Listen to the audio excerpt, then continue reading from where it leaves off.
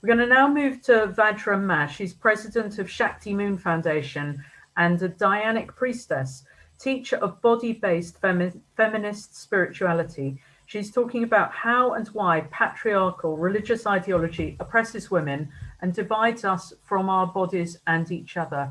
Thank you so much for coming on, Vajra. Over to you. I'm going to be talking about the how and the why of patriarchal religion.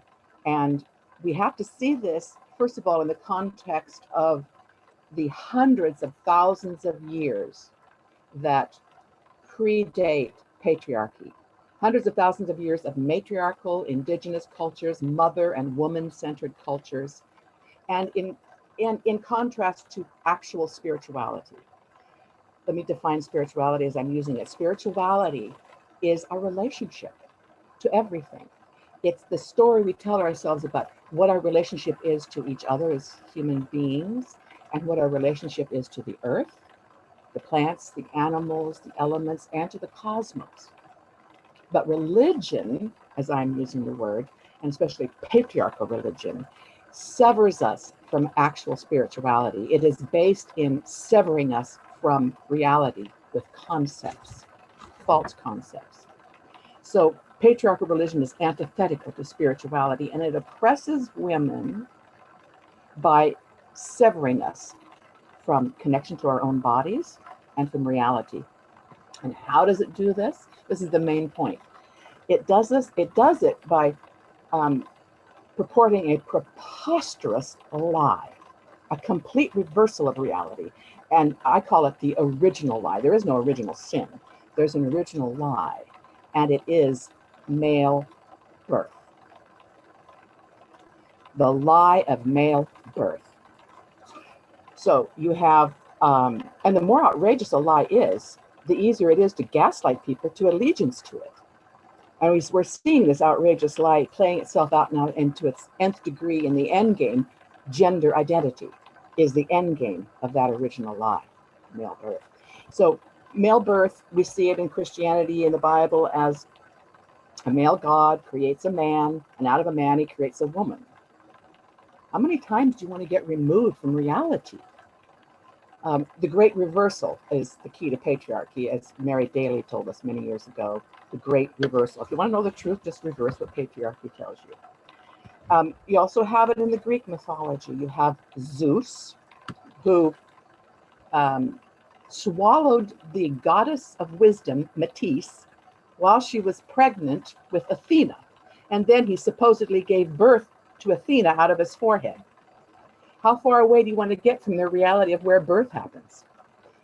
And Athena came out fully clad in armor and said, "I'm for the man in all things." Well, what are these mythologies, and what is this religious ideology doing? It's justifying male domination. It's natural to human beings to have a story about creation, to have a story that describes our relationship to reality. We need that story. You call it a creation story, you call it spirituality, but religion turns it upside down because it is justifying male domination, which is unnatural. Male domination is unnatural. Therefore, it has to be reinforced by violence, brutality, and oppression.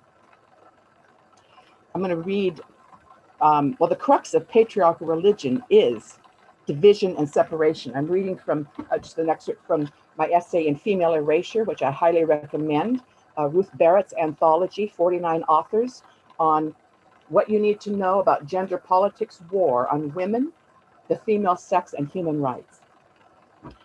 The crux of patriarchal religion is division and separation, based in the erasure of reality through concepts. Patriarchy conceptualizes the physical as separate from the spiritual, the profane from the holy, but in reality there is no division. The body and all of matter are holy and sacred. Patriarchy divides man from woman by conceptualizing man and woman as polar opposites, when really, man is just an extension of woman. We create him. and when he severs himself from us, as he has today, and we're seeing this severance of male collective consciousness from female consciousness, then you have this rampant destruction going on. It conceptualizes and separates humanity from everything else, from earth, plants, animals, cosmos, and from God. And the trans narrative is perpetuating patriarchy's central violence, the battle against the body. Trans narrative postulates I was born in the wrong body. And then it plays out gender identity to its insane logical conclusion that biology, nature, and the cosmos got it wrong. Woman got it wrong. Woman and her womb got it wrong, made the wrong bodies. Just as she did in the garden when she ate the apple, she got it wrong. The trans narrative echoes the division of women from their bodies in complaints such as to talk about menstruation or vaginas is misogynist because it excludes trans women. The trans agenda takes separation a step further. One need not address the body at all. Biology is erased from the definition of woman and man and replaced with the patriarchal concept of gender identity. It conceptualizes the body as wrong, and then it imposes the concept of gender identity to make it right. With this Orwellian doublespeak, it declares some women have penises, some men have vaginas, but notice that woman, man, and gender are never defined. Anyone who feels or identifies as a woman is one. Therefore, the word woman means nothing. Woman is now a concept, a gender identity completely separated from biology. And here the patriarchal erasure of woman through separation from her body reaches its end game. Any man can be a woman. So I talked about a little bit about the how patriarchy has severed us from reality with this fundamental lie, male birth. But why? And I'm going to read